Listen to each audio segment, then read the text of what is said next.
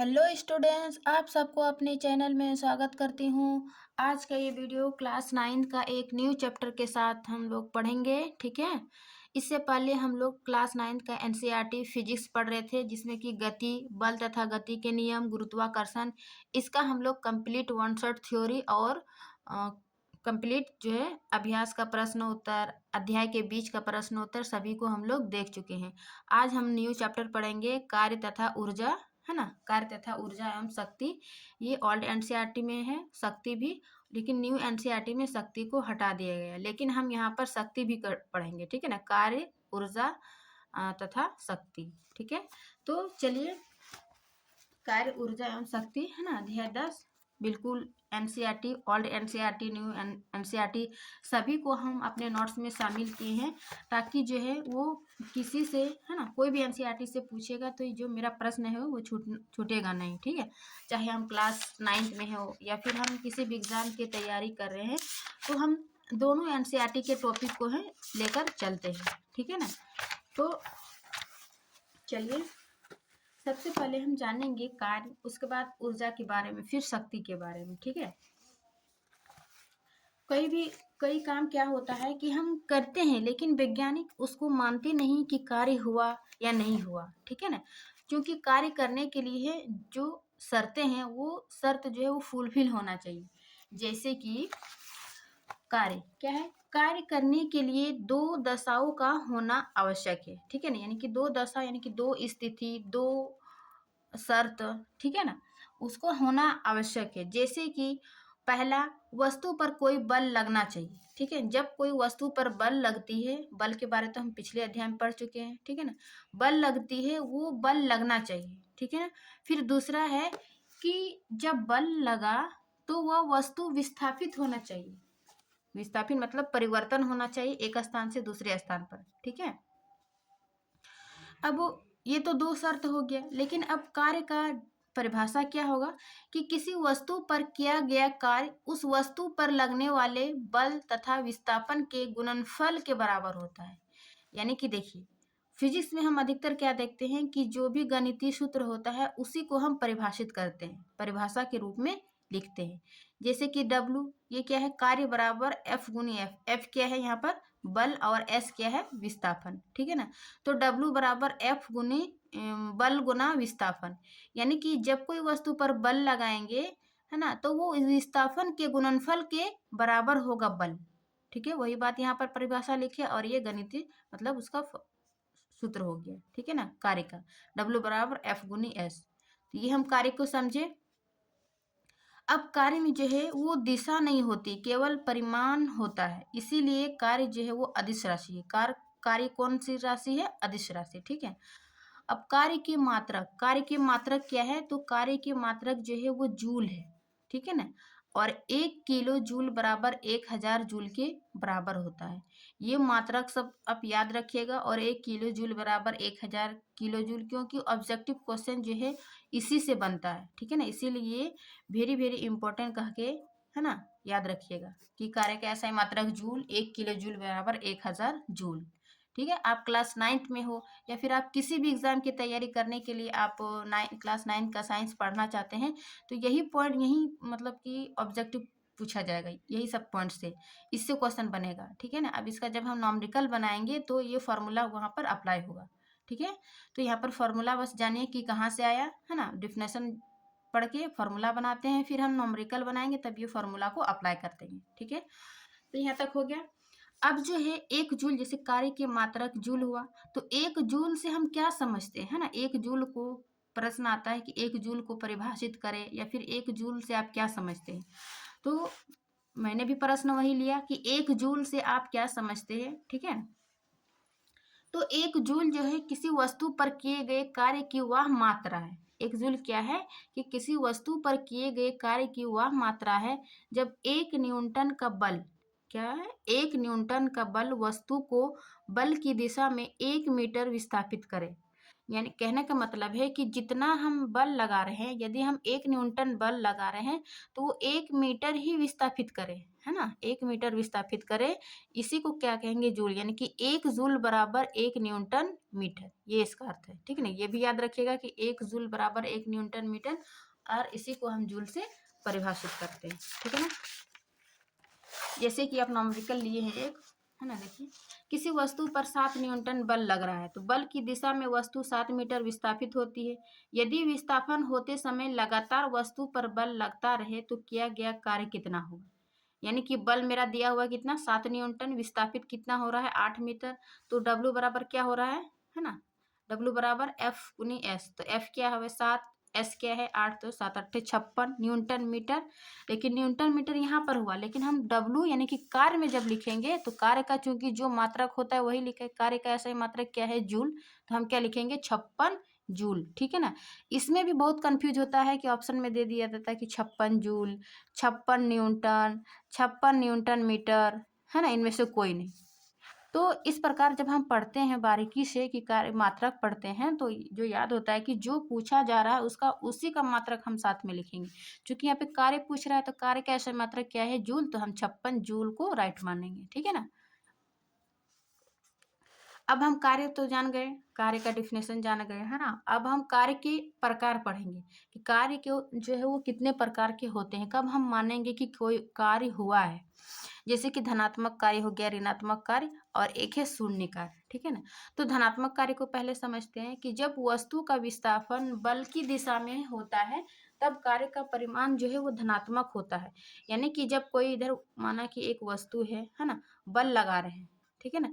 तो बल बल लगा रहे हैं इधर, तो बल की दिशा में ही जो है ना, विस्थापित होगा। बल की दिशा में होता है तब कार्य जो है वर्ग, इसको मानेंगे धनात्मक, है ना? इसको धनात्मक मानेंगे, नहीं कि डब्ल्यू बराबर एफ गुनी एस, बल गुनी विस्थापन।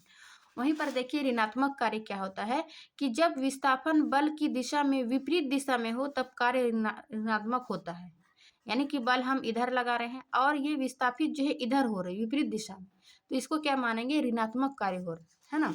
जैसे ऊपर की ओर फेंकी गई वस्तु पर ऋणात्मक कार्य होता है। यानी कि जब हम नीचे से कोई वस्तु ऊपर फेंकते हैं तो फिर वो ऊपर से नीचे आ जाती है। तो इस प्रकार का क्या हुआ कि जो बल लगाए तो वो विस्थापित नीचे की ओर हो रहा है, विपरीत दिशा में हो रहा है, तो इसको क्या कहेंगे? ऋणात्मक कार्य। ठीक है ना? अब कार्य के है कि शून्य कार्य। देखिए शून्य कार्य जो है वो इम्पोर्टेंट है, क्योंकि इसका उदाहरण इम्पोर्टेंट है। इससे उदाहरण से पूछा जाता है कि ये उदाहरण दे दिया गया जाएगा कि ये कार्य हुआ क्या नहीं हुआ। ठीक है ना? तो शून्य कार्य को हम कैसे लिखेंगे कि जब किसी वस्तु पर बल लगाने के बावजूद, है ना, जब क्या कहते हैं, हम उस पर बल लगाते हैं लेकिन उस पर कोई विस्थापित नहीं हो, है ना, विस्थापित नहीं होता है, या फिर बल तथा विस्थापन एक दूसरे के लंबवत यानी कि 90 डिग्री के कोण पर है ना, जब बल और विस्थापन 90 डिग्री से, तो उसको भी हम जो है बल को लंबवत या फिर विस्थापित ना हो तो उसे शून्य कार्य कहेंगे। जैसे कि दीवार को धक्का देना, जब हम कोई दीवार पर धक्का देते हैं तो बल तो लग रही है, ठीक है ना, बल तो मेरा लगा, जो मेरे अंदर एनर्जी है वो तो लॉस हुआ, है ना, तो लेकिन कोई विस्थापित नहीं हुआ, है ना, दीवार तो नहीं आगे घिसका नहीं, तो कोई विस्थापित हुआ नहीं, तो उसको जो है साइंस हम मानेंगे कि शून्य कार्य हुआ, कार्य नहीं हुआ। उसी प्रकार कूली के सिर पर बोझ लेकर चलते समय, यानी कि जब कूली के सिर पर बोझ, है ना, बोझ लेते हैं तो जो उठाया, है ना, बोझ, उसको उठाने में जो ऊर्जा खपत हुई, है ना, तो वो कार्य हुआ। लेकिन उसके सिर पर जो बोझ रखा और वो चला तो बोझ जो है वो विस्थापित नहीं हुआ, एक स्थान पर स्थिर रहा ना, तो इसको साइंस मानता है कि ये कार्य जो है वो शून्य है।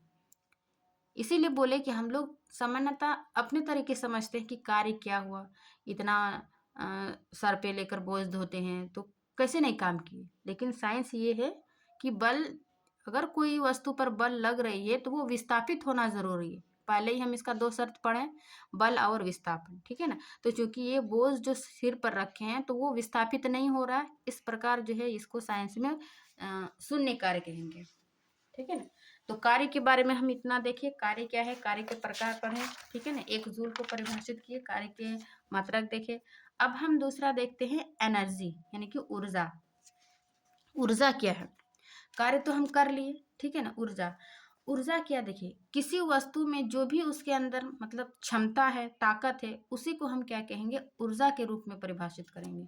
कैसे, जैसे कि किसी वस्तु में निहित ऊर्जा को उसकी कार्य करने की क्षमता के रूप में माना जाता है। क्षमता मैन याद रखिएगा ऊर्जा में, क्योंकि प्रत्येक व्यक्ति जो है वो कार्य की करने की क्षमता अलग अलग होती है, यानी कि उसके अंदर ऊर्जा अलग अलग है, एनर्जी अलग अलग है।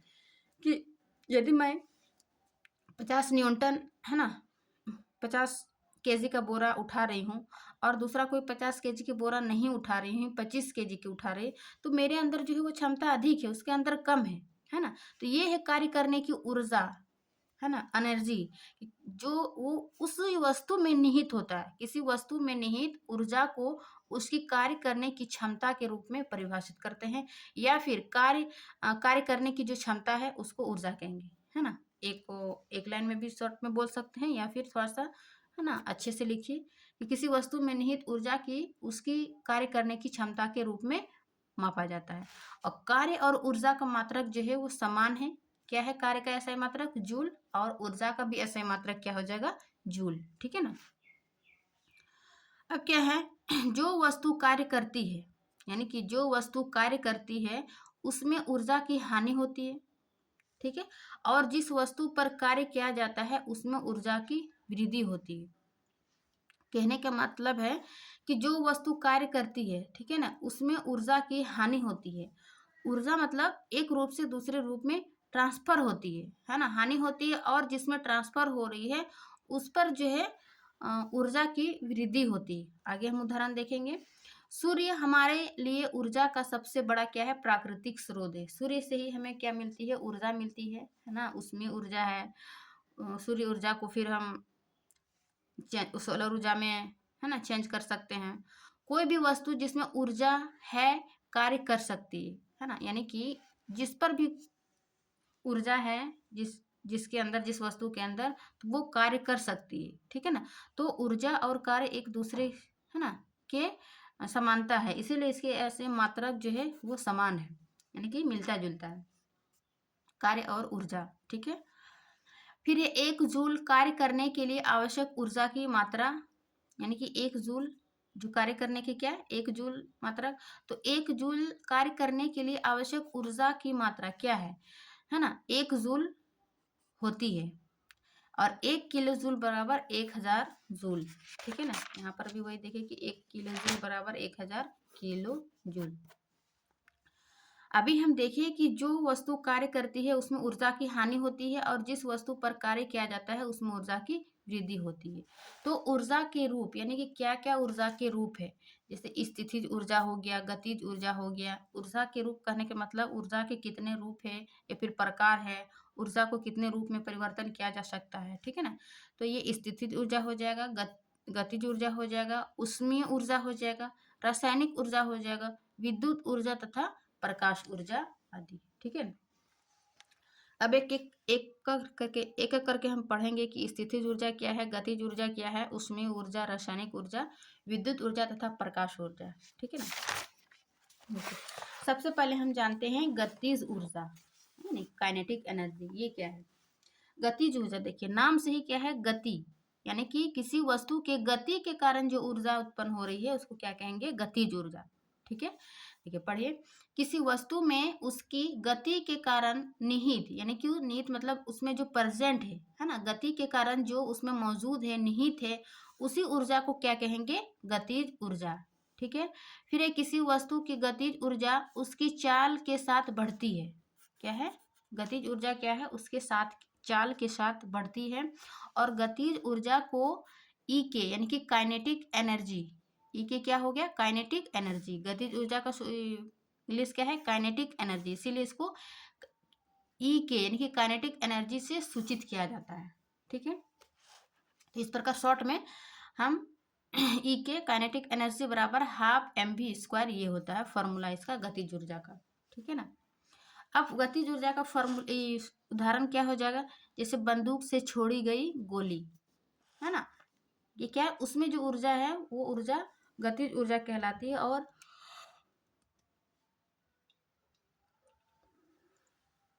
गतिज ऊर्जा यह उसके चाल के साथ बढ़ते जाती है, यानी कि बंदूक को गोली जितनी ऊर्जा के साथ छोड़ी जाती है उसकी गतिज ऊर्जा उतने ही बढ़ती जाती है ना। तो ये बंदूक से छोड़ी गई गोली, धनुष से छोड़ी गई तीर, बहती हुई हवा, घूमता हुआ पहिया, वर्षा की बूंदे, दौड़ता हुआ खिलाड़ी, ये सभी किसका उदाहरण है, गतिज ऊर्जा का। ठीक है ना।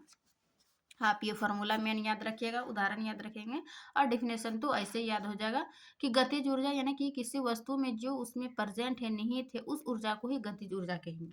ठीक है ना। अब जो हम फॉर्मूला पढ़े कि काइनेटिक एनर्जी बराबर हाफ एम बी स्क्वायर, इसको प्रूफ करने के लिए पूछा जाएगा कि सिद्ध करें कि काइनेटिक एनर्जी बराबर हाफ एम बी होता है। ठीक है ना। तो यहाँ पर भी हम प्रश्न ले लिए ताकि आपको, है ना, एक ही वीडियो में जो है वो सारा कंटेंट मिल जाए, आपको इधर उधर वीडियो या फिर बुक्स वगैरह पढ़ने की आवश्यकता नहीं हो, आप कम समय में बेहतर से बेहतर तैयारी कर पाइएगा, है ना, 100% कंटेंट के साथ। ठीक है। तो सिद्ध करेंगे क्या, काइनेटिक एनर्जी बराबर हाफ एम बी स्क्वायर होता है। ठीक है। यहाँ पर हाफ एम क्या है, द्रव्यमान, और भी क्या है, वेग। ठीक है। माना कि कोई एम द्रव्यमान की वस्तु यू वेग से गतिशील है, यानी कि प्रारंभिक वेग से गतिशील है, तब उस पर बल जो है वो एफ बल लगाने से उसका वेग बढ़कर भी हो जाता है। यू से शुरू किया प्रारंभिक वेग तो इसका अंतिम वेग भी होगा, है ना। कोई वस्तु द्रव्यमान है एम, तो उसको यू वेग से प्रारंभ किए और एफ बल लगाने से उसका वेग जो है बढ़कर भी हो जाता है। ठीक है। तो माना इस प्रक्रम में वस्तु पर किया गया कार्य डब्ल्यू है, तो इस पर जो कार्य किया यू से भी करने में वो डब्ल्यू है, और डब्ल्यू बराबर हम क्या जानते हैं, एफ इंटू एस, बल गुनी विस्थापन, इसको समीकरण 1 मानते हैं। और एफ बराबर हम पिछले अध्याय में क्या पढ़े थे, गति वाला में, बल वाला चैप्टर में, एम गुनी ए। ठीक है ना, गति के दूसरे नियम से। अब भी स्क्वायर हम क्या पढ़े, भी स्क्वायर बराबर यू स्क्वायर प्लस 2as, यानी कि गति का ये तीसरा समीकरण से। ठीक है ना। इसको हम इस प्रकार भी लिख सकते हैं, भी स्क्वायर, है ना, भी स्क्वायर माइनस यू स्क्वायर बराबर 2as। अब देखिए ये सभी फॉर्मूला हम अप्लाई करेंगे इसमें। ठीक है। या फिर 2as बराबर भी स्क्वायर माइनस यू स्क्वायर, तो s बराबर यहाँ क्या हो जाएगा, है ना, एस स्क्वायर भी स्क्वायर माइनस यू स्क्वायर बटे 2a, इसको समीकरण हम 3 मानते हैं। अब समीकरण 1 में क्या, ये w बराबर, है ना, एफ एस, तो समीकरण 1 में समीकरण 2 तथा 3 का मान रखने पर, यही है समीकरण 1 में, इसका एफ बराबर हम क्या किए कि एम ए, है ना, समीकरण 2 माने एम ए, और एस बराबर क्या निकाले, भी स्क्वायर माइनस यू स्क्वायर बटे 2a, तो इसको बैठा दिए, यानी कि समीकरण 1 में समीकरण 2 और 3 का मान रखने पर, तो ये a और a ऊपर नीचे कट गया, तो क्या बचा मेरा, 2 है ना, यहाँ 2 को यहाँ पर बाहर निकालते हैं तो यहाँ पे हाफ लिख सकते हैं, है ना, 1/2, और यहाँ पर एम भी स्क्वायर माइनस यू स्क्वायर, तो ये मेरा क्या निकला, डब्ल्यू बराबर हाफ एम और भी स्क्वायर माइनस यू स्क्वायर। ठीक है। तो यहाँ पर यदि हमारे द्वारा किसी वस्तु पर किया गया कार्य ही उसकी गतिज ऊर्जा के रूप में परिवर्तित होता है, यानी कि जो हम कार्य कर रहे हैं वही कार्य जो है वो गतिज ऊर्जा के रूप में परिवर्तित होता है। अतः W को हम क्या लिख सकते हैं, काइनेटिक एनर्जी, यानी कि काइनेटिक एनर्जी बराबर हाफ एम और भी स्क्वायर माइनस यू स्क्वायर। देखो हमको हाफ एम भी स्क्वायर चाहिए ना, तो यदि हम u को जो है वो प्रारंभ शून्य मान लेते हैं, यानी कि यदि वस्तु का प्रारंभिक वेग u जो है वो शून्य हो, ठीक है ना, उसको शून्य हो, तब क्या हो जाएगा, काइनेटिक एनर्जी बराबर हाफ एम भी, है ना, हाफ एम भी स्क्वायर माइनस यू स्क्वायर, चूंकि हम u को यहाँ पर शून्य मान लेते हैं, है ना, शून्य है। उसके बाद जब हम भी स्क्वायर में शून्य को माइनस करेंगे तो भी स्क्वायर ही होगा, तो इस प्रकार ये जो काइनेटिक एनर्जी मेरा हो जाएगा हाफ एम भी स्क्वायर हुआ। तो हमको क्या प्रूफ करना था, ये काइनेटिक एनर्जी जो हम पढ़े कि हाफ एम बी स्क्वायर होता है उसको सिद्ध करना है। तो देखिए बिल्कुल सरल भाषा में लिखे, आप काफ़ी आसानी से समझ सकते हैं। ठीक है ना, प्रूफ हो गया मेरा। अब इसी से क्वेश्चन बनाते हैं कि 15 kg द्रव्यमान की एक वस्तु 4 मीटर प्रति सेकेंड के एक समान वेग से गतिशील है तो वस्तु की गतिज ऊर्जा कितनी होगी। ठीक है ना, वही बोले कि जो फॉर्मूला हम पढ़ते हैं उसी को न्यूमेरिकल में अप्लाई करेंगे। गतिज ऊर्जा क्या दिया हुआ है 15 kg, यानी कि m बराबर 15 और v बराबर 4 मीटर प्रति सेकंड, यानी कि वेग दिया हुआ है। ठीक है ना, तो काइनेटिक एनर्जी गतिज ऊर्जा क्या हो जाएगा, तो काइनेटिक एनर्जी बराबर half M V square, half M मेरा 15 दिया हुआ है, वी स्क्वायर यानी कि 4, 4 गुनी 4 है ना, स्क्वायर है, 2 बार गुना कर देते हैं डायरेक्ट यहीं। अब देखिए यहीं पे कटा देते हैं, 2 दूनी 4, 4 दूनी 8 है ना, तो 15 अट्ठे 82, यानी कि क्योंकि ऊर्जा है ना तो ऊर्जा कैसे मात्रक जूल है, तो काइनेटिक एनर्जी बराबर क्या हो जाएगा 120 जूल। ठीक है ना, बिल्कुल। अभी तुरंत हम लोग फार्मूला का डेरिवेट किए हैं, है ना, तुरंत फार्मूला पढ़े हाफ एम वी स्क्वायर, तो फार्मूला से लगे ऑब्जेक्टिव भी देख लिए, तो जो है वो समझ जो भी कंसेप्ट होगा वो क्लियर हो जाएगा। ठीक है, अब नेक्स्ट हम देखते हैं गतिज ऊर्जा। स्थितिज ऊर्जा तो देख लिए, सॉरी गतिज ऊर्जा तो देख लिए, अब देखते हैं स्थितिज ऊर्जा। देखिए स्थित यानी गतिज ऊर्जा में क्या देखिए, जो गति के कारण, हम स्थितिज में हम क्या देखेंगे, जो स्थिति है ना, स्थिति है और उस स्थिति के कारण जो उसके चेंजिंग देखेंगे, परिवर्तन देखेंगे, उसको हम कहेंगे स्थितिज ऊर्जा। जैसे कि किसी वस्तु की स्थिति, ठीक है, क्या है, किसी वस्तु की स्थिति या आकृति में परिवर्तन के कारण उसमें निहित ऊर्जा को क्या कहेंगे, स्थितिज ऊर्जा कहते हैं। क्या है, किसी वस्तु की स्थिति या आकृति में परिवर्तन के कारण उसमें निहित यानी कि जो उसमें प्रेजेंट है, मौजूद है, उसी ऊर्जा को कहते हैं स्थितिज ऊर्जा। और स्थितिज ऊर्जा को ईपी यानी कि पोटेंशियल एनर्जी, स्थितिज ऊर्जा का क्या होता है, English potential, POTENTIAL, potential energy. ठीक है ना, ERGY, तो इसी को यहाँ पर लिखिए ईपी यानी कि पोटेंशियल एनर्जी से सूचित किया जाता है, किसको, स्थितिज ऊर्जा को। इसका उदाहरण हो जाएगा जैसे धनुष की रस्सी को खींचना, छोड़ना नहीं, छोड़ेंगे तो वो गति में आ जाएगा। जब तक हम खींचते हैं, उसको खींच के रखते हैं, तो वो स्थितिज ऊर्जा उसकी और बढ़ती जाती है। तो जितना वो स्थितिज ऊर्जा को अपनी ओर समाहित करेगा उतना ही स्पीड से यानी कि गतिज ऊर्जा बढ़ेगी। जैसे ही खींचते हैं तो स्थितिज और छोड़ते हैं तो गति।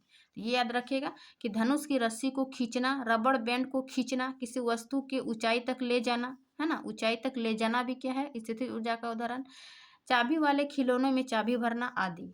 ठीक है ना, अब स्थितिज ऊर्जा यानी कि पोटेंशियल एनर्जी बराबर क्या होता है, mgh, m यहाँ पर द्रव्यमान, g गुरुत्वीय त्वरण, h ऊंचाई। ठीक है, अब इसको भी हम सिद्ध करेंगे। ठीक है, फिजिक्स में ये सिद्ध करने के लिए काफी पूछा जाता है। ठीक है ना, तो सिद्ध करें क्या, ईपी बराबर mgh, चूंकि h है, किसी ऊंचाई पर वस्तु की स्थितिज ऊर्जा निकालते हैं। ठीक है ना, माना कि m द्रव्यमान है, ठीक है, m द्रव्यमान की वस्तु है जिसे h ऊंचाई तक ले जाते हैं, है ना, कोई ये द्रव्यमान है m जिसको हम क्या करेंगे, h ऊंचाई तक ले जाते हैं, और h ऊंचाई तक जो ले जाने में हम कार्य किए, ठीक है ना, ले जाने में जो W क्या किया, W कार्य किया, तो उसी कार्य का जो हम निकालेंगे, और ये ऊंचाई जो हुआ है ना, h ऊंचाई, h बराबर जो हो जाएगा वो s के बराबर, यानी कि कितना ऊंचाई गया, ऊंचाई यानी कि अपने स्थान से ऊपर उठा, ऊंचाई तक गया तो विस्थापित हुआ ना, तो उसको s बराबर h लिख सकते हैं, है ना, यानी कि कितना ऊंचाई ऊपर हुआ तो उसको विस्थापन के रूप में लिख सकते हैं, यानी h बराबर s। ठीक है, h ऊंचाई तक लाने में W कार्य किया जाता है, तो चूंकि W बराबर क्या है, F इंटू एस। ठीक है ना, और F हम क्या मानते हैं, ma, है ना, पढ़ते आ रहे F है, यानी कि बल बराबर द्रव्यमान गुनी त्वरण, और इसको ma को mg लिख सकते हैं। तो F के जगह पे हम यहाँ पर mg लिख दिए, और ये s क्या है, s लिख दिए। तो W बराबर mg, s पर हम क्या देखें कि h बराबर s लिख सकते हैं, है ना, तो mgh ये हो गया मेरा W यानी कि mgh, सॉरी यहाँ पे देखा है ना, ये लिखिए s बराबर h के स्थान पर। उसके बाद वस्तु पर जो किया गया कार्य है ना, जो वस्तु पर किया गया कार्य है वही क्या हो जाएगा, वस्तु की स्थितिज ऊर्जा के रूप में संचित होता है। यानी कि जो W बराबर mgh निकला वही क्या हो जाएगा मेरा पोटेंशियल एनर्जी। तो अतः पोटेंशियल एनर्जी बराबर क्या हो जाएगा mgh। ठीक है ना। तो ये मेरा सिद्ध हो गया कि स्थितिज ऊर्जा का पोटेंशियल एनर्जी बराबर mgh कैसे हुआ। ठीक है, ठीक है, पोटेंशियल एनर्जी बराबर mgh। उसके बाद स्थितिज ऊर्जा जो है वो द्रव्यमान और ऊंचाई पर निर्भर करता है, यानी कि उसका जो जितनी द्रव्यमान है और उसकी ऊंचाई, अभी जैसे ऊंचाई से ही हम प्रूफ किए ना, तो ये है इसकी ऊंचाई, यानी कि ये कितना विस्थापित हो रहा है, इस पर जो है वो स्थितिज ऊर्जा निर्भर करती है। ठीक है, तो स्थितिज ऊर्जा किस पर निर्भर कर रहा है, द्रव्यमान और ऊंचाई पर। ठीक है ना, ये पॉइंट याद रखिएगा, द्रव्यमान और ऊंचाई पर निर्भर करता है स्थितिज ऊर्जा। अब एक है यांत्रिक ऊर्जा। यांत्रिक ऊर्जा क्या है, जब हम गतिज ऊर्जा और स्थितिज ऊर्जा पढ़ लिए तो गतिज ऊर्जा और स्थितिज ऊर्जा के योग को ही क्या कहेंगे, यांत्रिक ऊर्जा। यानी कि यांत्रिक मतलब उसके अंदर कितनी ऊर्जा मौजूद है। ठीक है ना, तो गतिज ऊर्जा और स्थितिज ऊर्जा के योग को। अब गुरुत्वाकर्षण के अधीन गिरती हुई किसी वस्तु की यांत्रिक ऊर्जा जो है वो अचर होती है।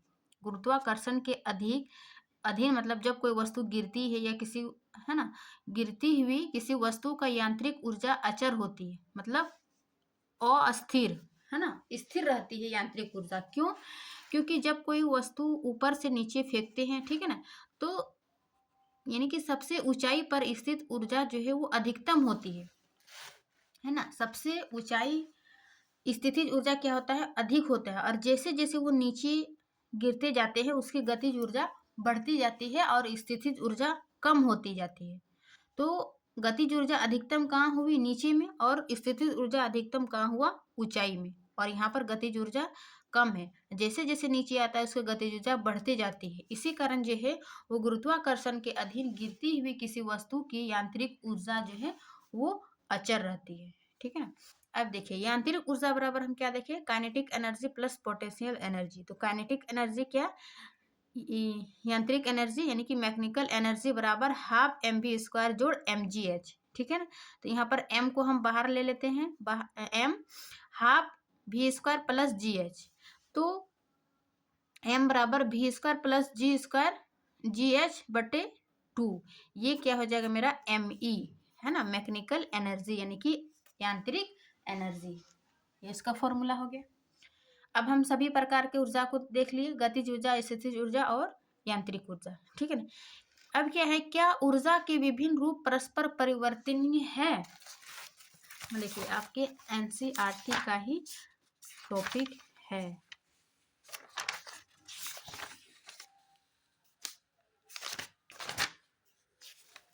बोले ना, आपके एनसीईआरटी का ही हर टॉपिक लेंगे और उसी को एक्सप्लेन करेंगे। क्या ऊर्जा के विभिन्न रूप परस्पर परिवर्तनीय है, आपको इतना सा पढ़िएगा तब आपको समझ में आएगा, अथवा एनसीईआरटी का थोड़ा सा सबको समझ में नहीं आता है, इसीलिए बिल्कुल हम सरल भाषा में सरल तरीका से आपको नोट्स देकर थ्योरी जो है वो बताते हैं। ठीक है, तो हाँ, इसका क्या आंसर हो जाएगा, क्या ऊर्जा के विभिन्न रूप परस्पर परिवर्तनीय है, यानी कि ऊर्जा को एक रूप से दूसरे रूप में परिवर्तन कर सकते हैं, स्थानांतरण कर सकते हैं। तो हाँ, जैसे कि विद्युत ऊर्जा, ठीक है ना, विद्युत यानी विद्युत के कारण जो ऊर्जा उत्पन्न होती है, तो विद्युत ऊर्जा को यांत्रिक ऊर्जा में बदलती है। ये भी ऑब्जेक्टिव में पूछा जाता है कि विद्युत ऊर्जा को कौन सी ऊर्जा में बदल रही है, तो विद्युत ऊर्जा को यांत्रिक ऊर्जा में बदलती है। फिर प्रकाश बल्ब, जो विद्युत के कारण जो बल्ब जल रही है वो विद्युत ऊर्जा को प्रकाश और उसमें ऊर्जा में बदलता है, यानी कि प्रकाश, जब बल्ब जलती है प्रकाश भी दे रही है और उससे जो है उष्मा, है ना, यानी कि हीट ऊर्जा उत्पन्न हो रही है। ठीक है ना, तो विद्युत ऊर्जा को प्रकाश ऊर्जा और उसमें ऊर्जा में बदलता है। लाउड स्पीकर, लाउड स्पीकर क्या है, विद्युत ऊर्जा को ध्वनि ऊर्जा में बदलता है ना, लाउड नाम से क्या है, ध्वनि उत्पन्न हो रही है। फिर है विद्युत जनित्र, जिसको डायनेमो बोलते हैं, वो क्या करती है, यांत्रिक ऊर्जा को विद्युत ऊर्जा में बदलता है।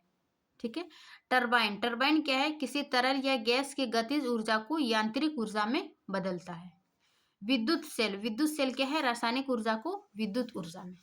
जल विद्युत संयंत्र, जल विद्युत संयंत्र जब क्या है, जब किसी नदी, है ना, नदी के पानी को उसको विद्युत में परिवर्तन करते हैं, तो जल विद्युत संयंत्र में। तो सबसे पहले इसको ऊंचाई में स्थित पानी को स्थितिज ऊर्जा को, है ना, इसको जो ऊंचाई पर स्थित पानी को स्थिर स्टोर करते हैं उसको स्थितिज ऊर्जा को, फिर पहले गतिज ऊर्जा में और फिर विद्युत ऊर्जा में परिवर्तित करते हैं। ठीक है ना।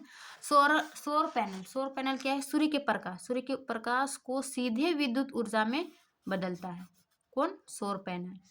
फिर ये माइक्रोफोन क्या है? फोन क्या है? ध्वनि ऊर्जा को विद्युत ऊर्जा में चेंज कर रहा है। ध्वनि ऊर्जा को विद्युत ऊर्जा में कौन बदल रहा है? माइक्रोफोन। ठीक है ना। तो ये था ऊर्जा को एक रूप से दूसरे रूप में ट्रांसफर कर सकते हैं। ठीक है। अब एक रह गया ऊर्जा के बारे में कि ऊर्जा संरक्षण का सिद्धांत क्या है। ठीक है ना।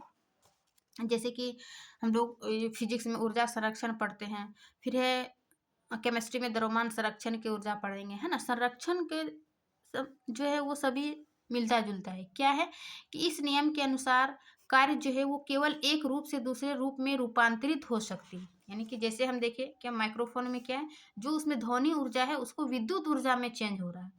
ये ना तो नष्ट हो रहा है और ना ही उत्पन्न हो रहा है, यानी कि एक रूप से दूसरे रूप में ट्रांसफर हो रही, बदल रही। यही क्या है? ऊर्जा संरक्षण का नियम। ठीक है। तो ऊर्जा केवल एक रूप से दूसरे रूप में रूपांतरित हो सकती है, ना तो इसकी उत्पत्ति की जा सकती है और ना ही विनाश की जा सकती। अभी हम इतना इतना उदाहरण देखें तो ऊर्जा एक रूप से दूसरे रूप में परिवर्तन हो सकता है, तो किस किस रूप में परिवर्तन हो सकता है? परिवर्तन हो रहा है, लेकिन किसी भी, है ना, उसमें जो ऊर्जा की हानि नहीं हो रही है और ना ही उत्पन्न हो रही है। तो ये था ऊर्जा संरक्षण के नियम ऊर्जा के बारे में, और हम लोग कार्य के बारे में कंप्लीट पढ़ चुके हैं। अब हम पढ़ेंगे शक्ति, यानी कि पावर। ठीक है ना। क्षमता तो पढ़ लिए, ऊर्जा। अब कार्य करने की जो शक्ति है, ठीक है ना, शक्ति मतलब हम 1 घंटा में कितना कार्य कर रहे हैं, है ना। यदि एक व्यक्ति 1 घंटा में, है ना, इतना कार्य कर रहा है ना, तो फिर उसी व्यक्ति 1 घंटा में कितना कार्य कर रहा है, तो ये इसका शक्ति हो जाएगा, पावर। तो वही इसका डेफिनेशन होगा कि प्रति इकाई समय में, है ना, इसमें क्या लगेगा? समय। शक्ति में क्या? समय लगेगा। प्रति इकाई समय में किए गए कार्य को क्या कहेंगे? शक्ति कहेंगे। ठीक है ना। या फिर कार्य करने की दर को, कार्य करने की क्षमता ऊर्जा थी, लेकिन दर क्या है? दर को वही समय से डिनोट करते हैं, दर को ही शक्ति कहेंगे। और ऊर्जा रूपांतरण की दर को शक्ति कहेंगे। आपको जो अच्छा लगे, कि प्रति इकाई समय में किए गए कार्य को शक्ति कहते हैं, कार्य करने की दर को शक्ति कहते हैं, या ऊर्जा रूपांतरण की दर को शक्ति कहते हैं। शक्ति को पी से सूचित किया जाता है, और पी बराबर क्या है? W/T, यानी कि एक समय में हम कितना कार्य किए, ये क्या हो जाएगा मेरा? प्रति इकाई समय में किए गए कार्य को ही क्या कहेंगे? शक्ति कहेंगे। ठीक है ना। और W को हम E यानी कि एनर्जी से भी लिख सकते हैं, कि P बराबर कितना समय में जो मेरा ऊर्जा खपत हुई। ठीक है ना। P बराबर E/E, या तो ये इनके दोनों लिख सकते हैं, P बराबर। ठीक है। अब शक्ति का ऐसा ही मात्रक वाट हो जाएगा, यानी कि कार्य और ऊर्जा का हम एक ही मात्रक देखे जूल, लेकिन शक्ति का ऐसा ही मात्रक क्या हो जाएगा? वाट। ठीक है ना। इम्पोर्टेंट क्यों? क्योंकि ब्रिटेन के एक महान वैज्ञानिक जेम्स वाट, ब्रिटेन के एक कौन महान वैज्ञानिक कौन थे? James Watt. इसी के सम्मान में शक्ति का ऐसा ही मात्रक वाट रखा गया है। ठीक है ना।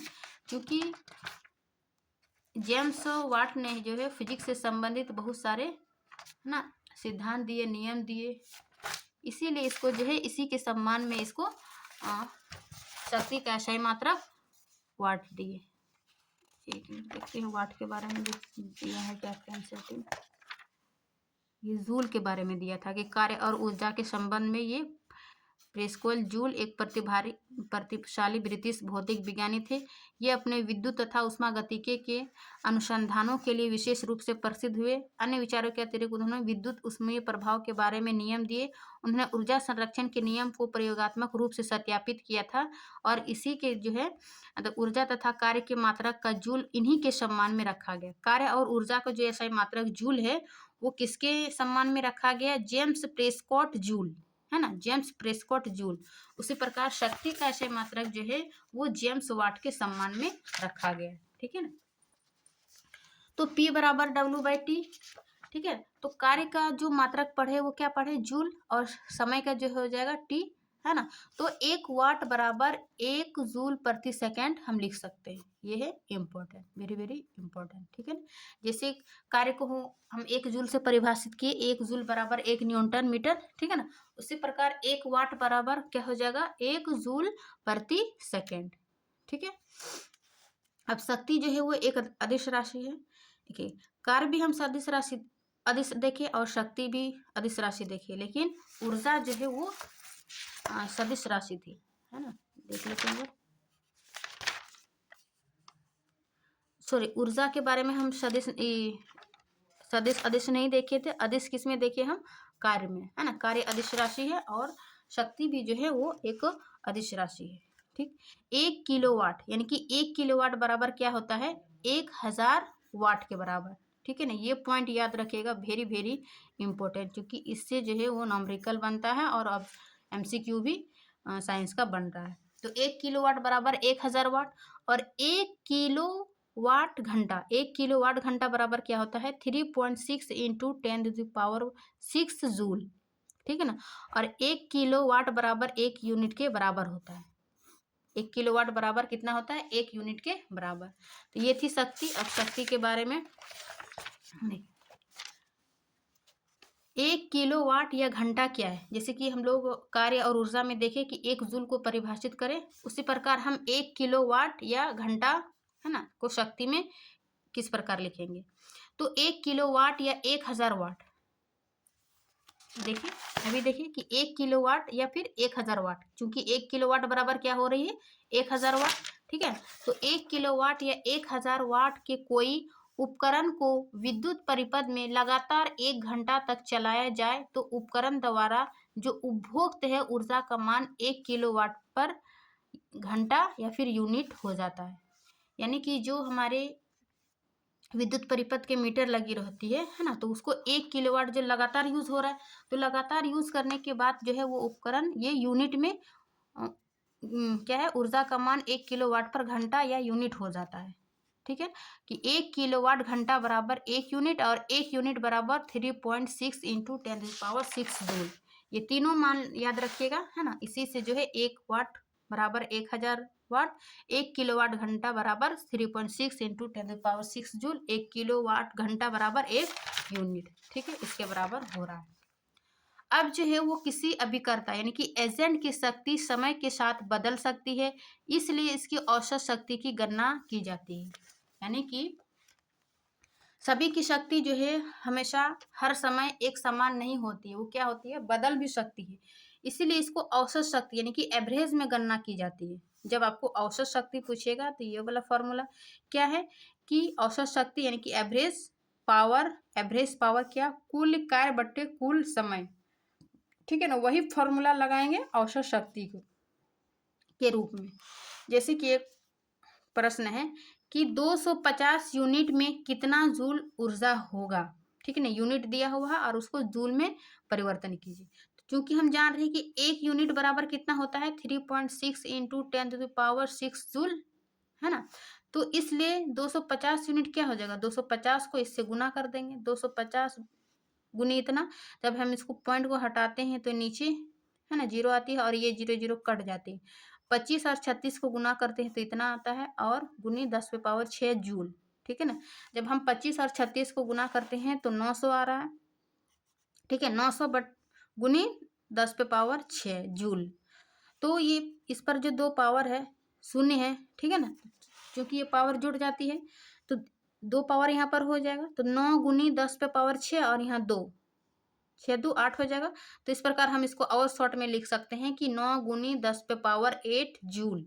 ये क्या निकला मेरा कि 250 यूनिट में कितना जूल कार्य होगा, तो 9 गुनी 10⁸ जूल कार्य होगा, ठीक है ना।